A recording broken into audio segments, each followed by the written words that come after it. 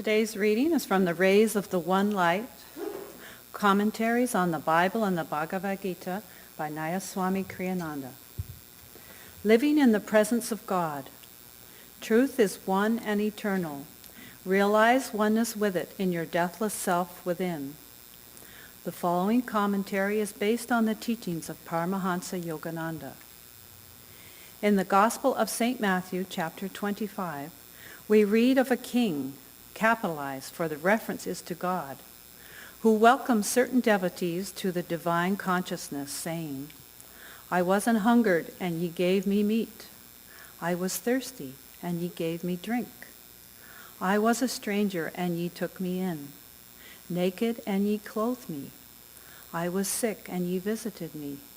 I was in prison, and ye came unto me. The elect asked him, when was it that they served him in these ways?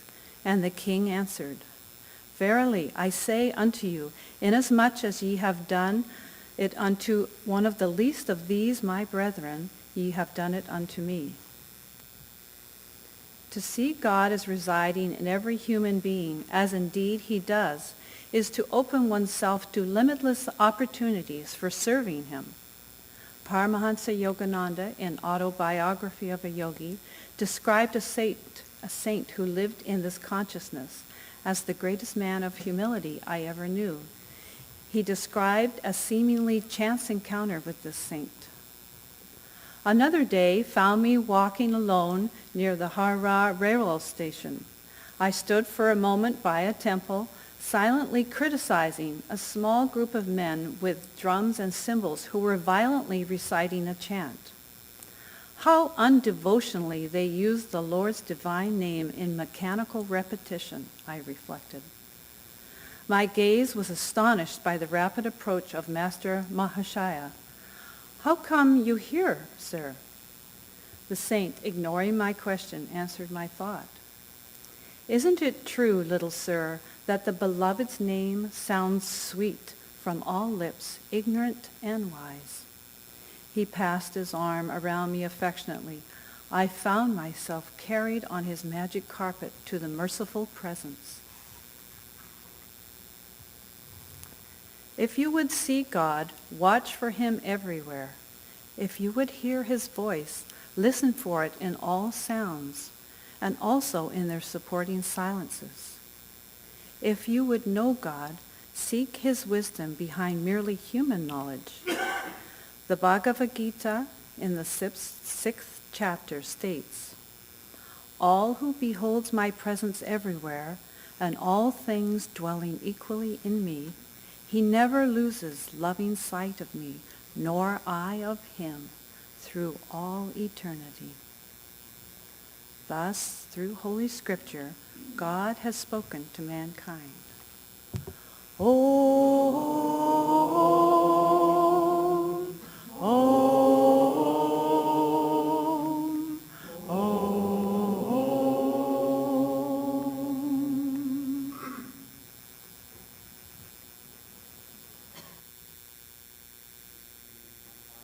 Yogananda's Whispers from Eternity.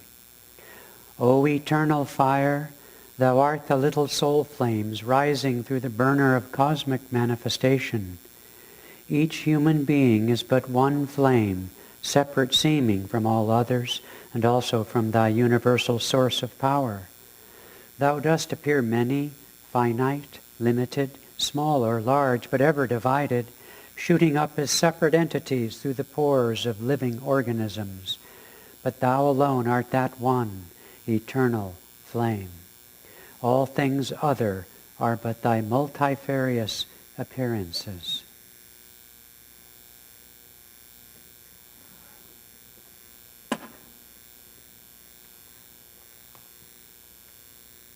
Good morning. We're getting in the spirit around here. It's nice.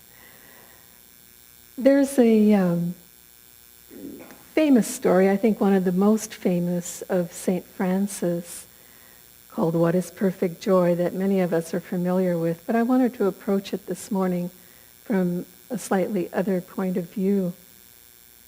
For those of you who don't know it, St. Francis is walking along with one of his brother disciples, Leo. And he says, Leo, note this down, please. Write this down. And he says, people ask, what is perfect joy? And he said, perfect joy, it's not when all the friars in the world are able to open the hearts of everyone who lives in this world to God, to love God. He said, that's not perfect joy. And Leo's writing this down and says, okay, what is perfect joy? He said, well, it's not when all the friars in the world can understand nature so well that they know all the healing property in every plant and herb and can help heal everyone on this earth. He said, that's not perfect joy. And he sort of goes on and on like this. And finally, Leo stops him and says, okay, what is perfect joy? And St. Francis says, when we're walking like this in the cold, wet snow to the monastery, and when we finally get there, if the brother monk opens the door, looks outside, sees us, and slams it in our face and says, go away. And he says, and if we can remain calm, that's perfect joy. And he said, and if we knock on the door again and the friar opens the door and sees us and comes out with a stick and beats us till we're bleeding and throws us into the snow and says, go away, you thieves, and shuts the door on us. And if we can remain calm with love in our hearts, that is perfect joy. And of course, the overriding meaning of that story is that joy comes through ego transcendence. Joy comes through letting totally go of ego. Ego is that part of us. Ego is the soul identified with the body, with the personality, with all the form. We can let go of the form and see the spirit only. That is perfect joy. But the other aspect of this, and why I bring it up this morning, is because he said if we can keep that love in our hearts, meaning love for God and love for the friar who has just beaten us and just been so cruel and rude to us, and see that divine spark, that see God's hand also in that friar, recognize the divine, even when disguised in the seeming enemy. Sort of like the chant we did this morning, whether it's praise or blame, it doesn't matter. It's all the same. It's all God, one or the other, it matters not. If we can remain calm, centered, and see the sort of connectiveness, like the story in the reading this morning of Master Mahashai. Also, it doesn't matter if the songs that those men sing were joyful or whether they were less than that coming from their lips, whether their intention was good or bad. The spirit behind it is constant. God never changes, and when we can tap into that, but that is easier said than done. Yogananda, whose teachings we practice here, has this great little story he tells about when he himself was in a train car and he was the only one in the compartment with an actor from Hollywood. Some of you may remember this, where he lived in Southern California at the time, so that was not unusual to have an actor in your train car. But this man, this actor, was looking at Yogananda with contempt. You know, he was wearing orange robes and he had long flowing hair, and this was in the 30s.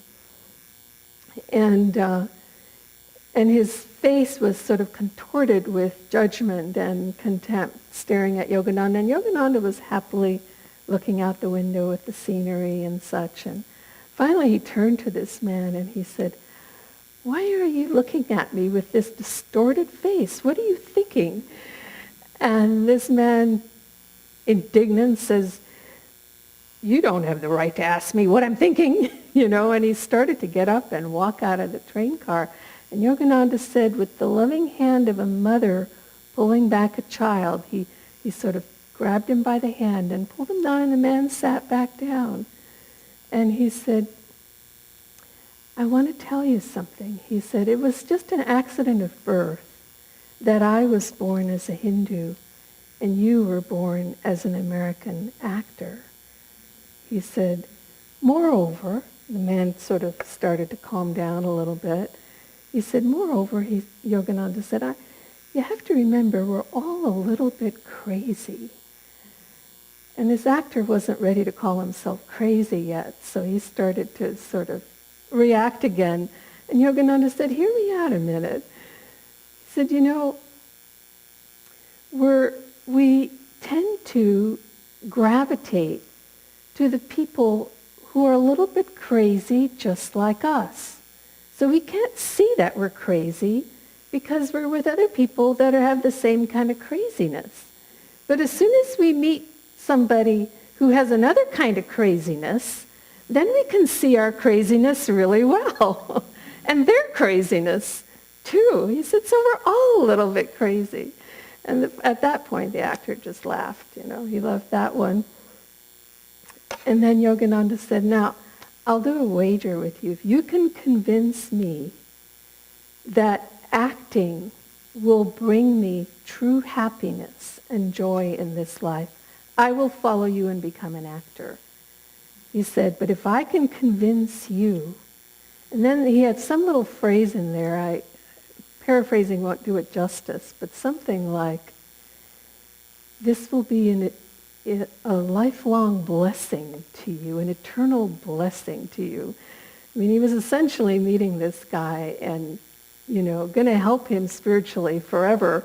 And the man didn't know it yet. He said, "If you will listen to what I do and what brings me happiness and joy," he said, "and you realize that will bring it to you in the best way, then you have to follow me." And then he goes on to say, needless to say, I didn't become an actor. And this man did follow me. But I love that image of, we're all a little bit crazy. Because if we stand back from it and if we can stay light and look at life without judgment, this is the key point, really. It's when judgment enters in, which means not that we just simply observe something, that two people, one is American and one is French, but that we like one better than the other because they are American or French. In other words, we engage the heart in the wrong way with strong likes and dislikes, which then differentiate everything rather than bring them back into unity. And so I remember years ago, it was in the early to mid-'70s sometime, when I lived at Ananda Village in California. Very few of us had cars back then, but I had my old Volkswagen Bug from the 60s, and got asked often to help give people rides here and there. And on this occasion, I was asked to go and pick up this young man at the bus station who was coming from back east somewhere, wanting to come to Ananda Village. And that was about a half hour away in town. So I went to get this young man. Mind you, this is the 70s. And he comes out of the bus and comes into my car, and he looks like he hasn't bathed in about a month. His clothes were filthy. He smelled. His hair was oily, and he just really put me off. And got in the car, and we had about a half hour to drive to Ananda village, and I didn't have too much to say, a little bit of polite chatter. And then we got there just in time for, I think it was a class that Kriyananda was giving. And after the class, I couldn't help but notice Swami Kriyananda, who's Yogananda's direct disciple and Ananda's founder, was talking to this young man, and he was totally engaged. And, just very loving, very kind, and totally intellectually, sort of engaged with this young man in deep conversation. And I observed this, and I got sort of right away, because, when your intention is to try to learn and to try to become more open spiritually, you notice these things. I got that I was being very superficial, just looking at this man on the surface. And he saw his soul. I was going ego to ego, and he was going soul to soul. And in fact, that young man cleaned up pretty nice and stuck around for a long time, and he was really delightful. I worked with him for years, and he was a completely different person than that outer impression that I had in the beginning. On another occasion, around that same time, within a year or two, I worked at what used to be the publications building at Ananda Village, which has now become their community temple. But it has these big open windows, and they look out. The view from them is of the community itself, of the farm area, with the entrance. So you can see people coming in and out. And back in those days, Swami Kriyananda had an office there in that building as well. And I was standing there talking with one of my friends, and Swami came in, and he walked over to us, and he started talking to my friend about something. And then suddenly he turned and he looked out that window, and he said, "Who's that coming in? What do they want? Why are they here?" And then he turned back and smiled at her. And we both knew exactly what he was saying, which was, there was this attitude that he was trying to break, which was, why is this person coming into my life? What do they want? They don't belong here. What do they say? Not in my backyard. That kind of thing. Rather than being open and trying to look for the divine in everyone. When we go ego to ego, that's always what will happen, because it will be protective. Ego tries to protect its turf. Soul to soul is always expansive. How do we do that? It's easy to do occasionally, one-on-one. It's especially easy to do when people are nice. It's more difficult to do. It's more challenging to remember to be in that flow when things are not nice or not going our way.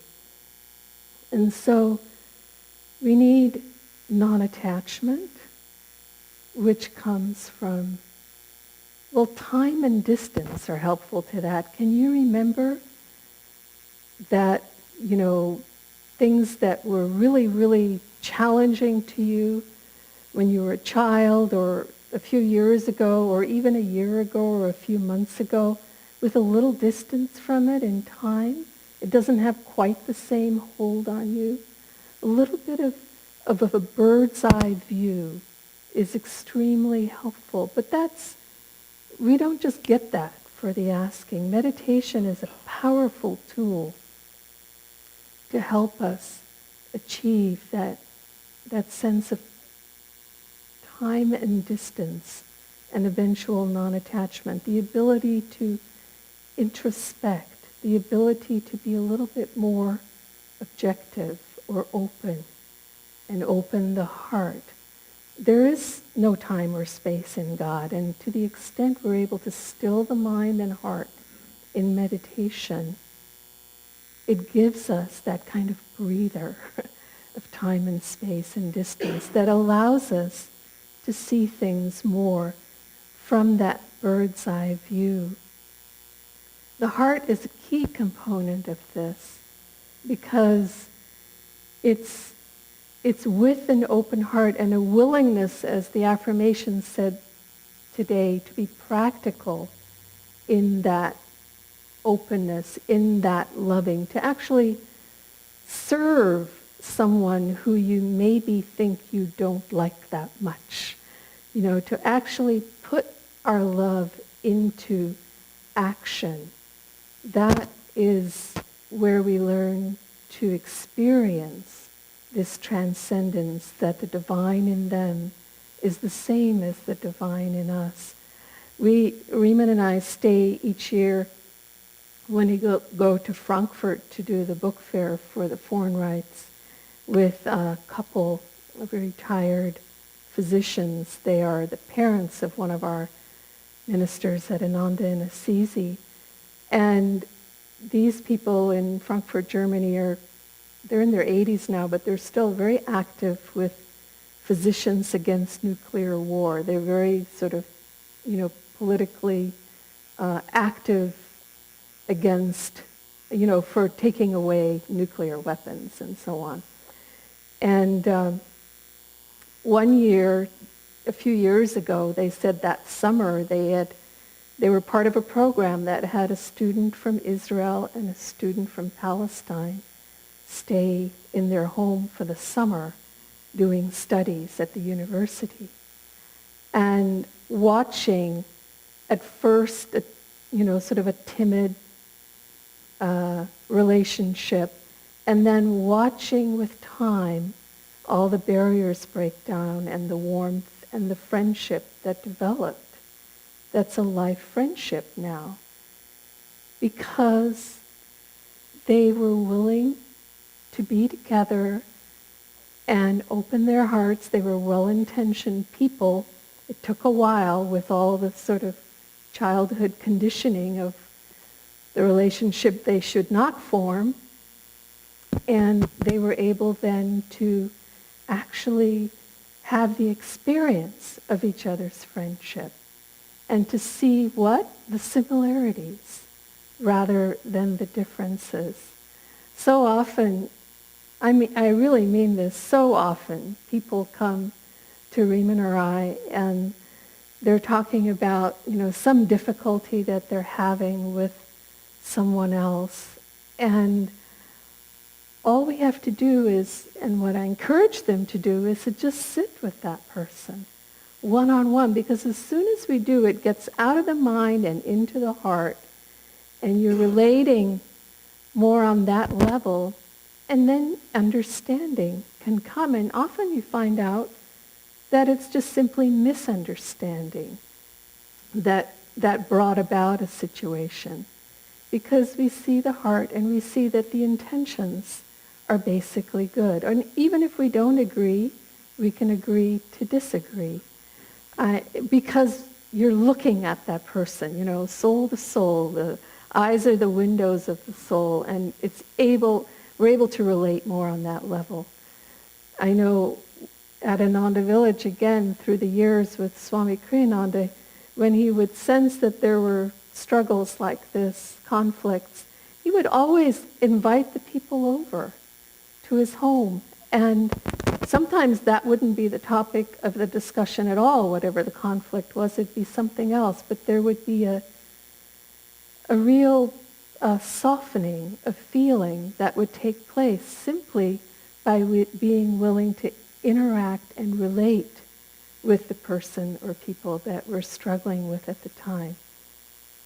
It's so important, even when those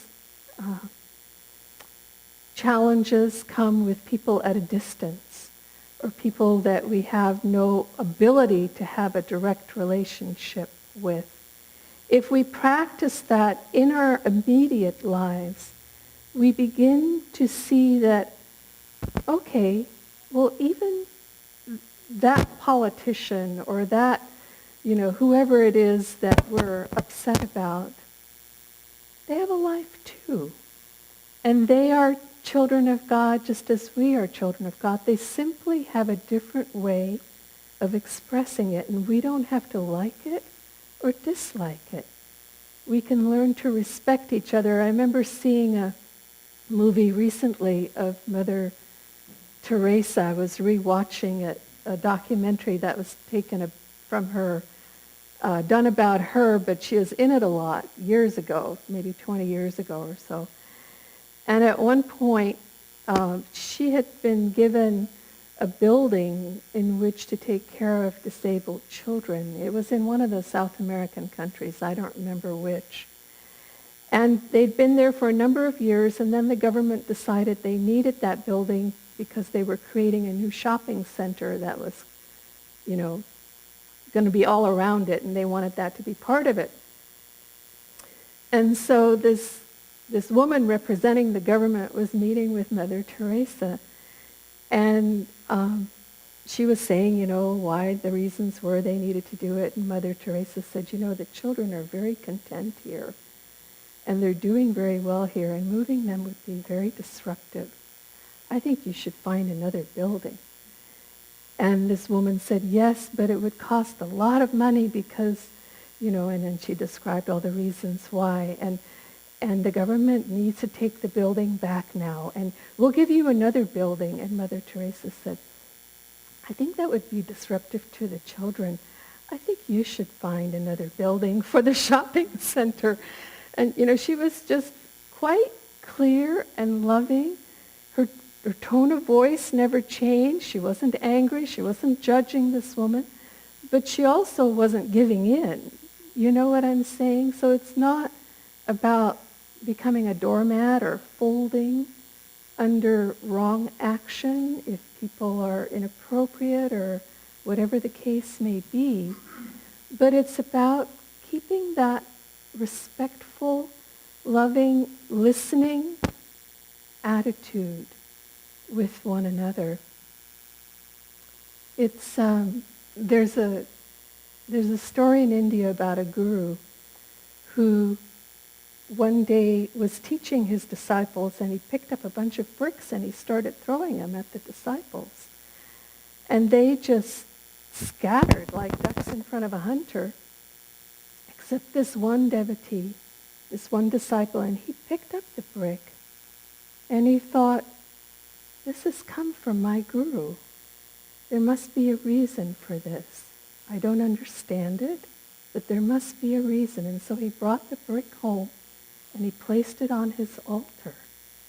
And he meditated there, and when he opened his eyes, the brick had turned to gold. And gold is, of course, in spiritual stories, gold is the symbol of purity.